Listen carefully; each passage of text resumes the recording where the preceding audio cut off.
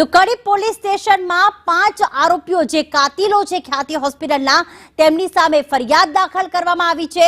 અત્યારે સંદેશ ન્યૂઝ પાસે આવી છે તે ફરિયાદની કોપી, કારણ કે તેને 0 નંબરથી વસ્ત્રાપુર પોલીસ સ્ટેશનમાં ટ્રાન્સફર કરવામાં આવી। ખ્યાતિ હોસ્પિટલના કાતિલો સામે જે ફરિયાદ દાખલ થઈ છે સંદેશ ન્યૂઝ પાસે આવી છે તે એફઆઈઆરની કોપી, જેમાં કઈ કઈ કલમો ઉમેરવામાં આવી છે તેનો ઉલ્લેખ છે, કયા કયા આરોપીનું નામ છે તે પણ ઉલ્લેખ કરવામાં આવ્યો છે। 3 अलग अलग फरियाद અત્યારે નોંધવામાં આવી છે, જેની કોપી અત્યારે આપ સંદેશ ન્યૂઝ પર જોઈ રહ્યા છો। ખ્યાતિ હોસ્પિટલના જે કાતિલો છે, જેમાં ડાયરેક્ટર છે, ચેરમેન છે, સીઈઓ છે, ડોક્ટર છે, જે તબીબ છે, તેની સામે ફરિયાદ દાખલ કરવામાં આવી છે। એક આરોપી અત્યારે ઓસ્ટ્રેલિયામાં છે, હવે તેની સામે પણ પગલાં ભરવામાં આવશે, પરંતુ અત્યારે સંદેશ ન્યૂઝ પાસે એક્સક્લુઝિવ આ એફઆઈઆરની કોપી આવી છે। જિગ્નેશ, 3 अलग अलग ફરિયાદ દાખલ કરવામાં આવી, વસ્ત્રાપુર પોલીસ સ્ટેશનમાં તેને ટ્રાન્સફર કરવામાં આવી છે। એફઆઈઆરની કોપીમાં કઈ કઈ કલમોનો ઉમેરો, કયા કયા આરોપીના નામ છે?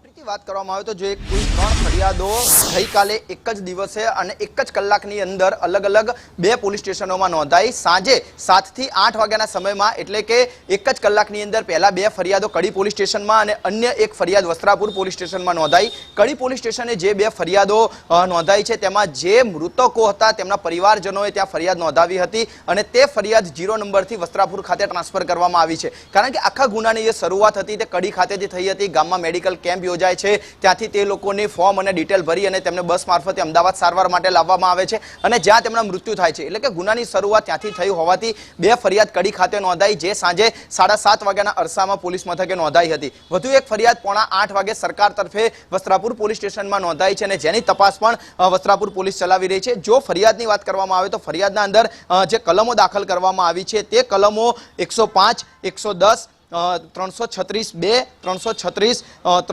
340(1) અને 340(2) સાથે 318 અને 61, એટલે કે શાહ-અપરાધ, મનુષ્યવધ સાથે બનાવટી દસ્તાવેજ અને રેકોર્ડ ઉભા કરવા, લોકોને છેતરવા અને સાથે સરકાર સાથે છેતરપિંડી કરી અને જે પીએમ જેવા યોજના છે તે યોજના રૂપિયા પડાવી લેવા, આ તમામ કલમો હેઠળ ગુનો દાખલ થયો છે। આ કેસમાં જે આરોપીઓ છે, જો તેની વાત કરવામાં આવે તો અલગ અલગ કુલ 5 આરોપીઓ વિરુદ્ધ ફરિયાદ નોંધાઈ છે, જેમાં પ્રશાંત વજીરાણી કે જે અત્યારે પોલીસની કસ્ટડીમાં છે, જેને તમામ ઓપરેશન કર્યા હતા, ડોક્ટર કાર્તિક પટેલ કે જે ખ્યાતિ ટ્રસ્ટ છે તેના ડાયરેક્ટર છે, તેની સાથે સંજય પોટલિયા, રાજશ્રી કોઠારી અને ચિરાગ રાજપૂત કે જે ખ્યાતિના સીઈઓ છે, આ તમામ વિરુદ્ધ ફરિયાદ દાખલ કરવામાં આવી છે।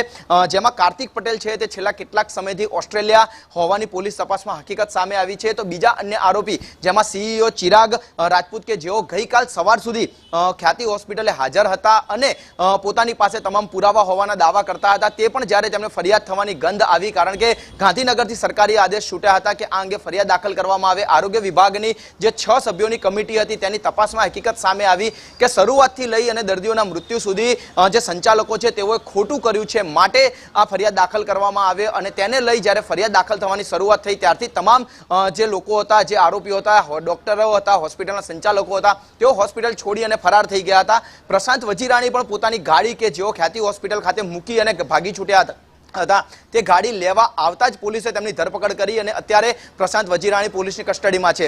પ્રશાંતની તપાસ અત્યારે તે તમામ દિશાઓ પર ચાલી રહી છે કે કેટલા સમયથી તેઓ આવી રીતે કેમ્પ કરતા હતા, કેટલી જગ્યાએ કેમ્પ કરવામાં આવ્યા છે, કેટલા દર્દીઓના તેમણે ઓપરેશન કર્યા છે।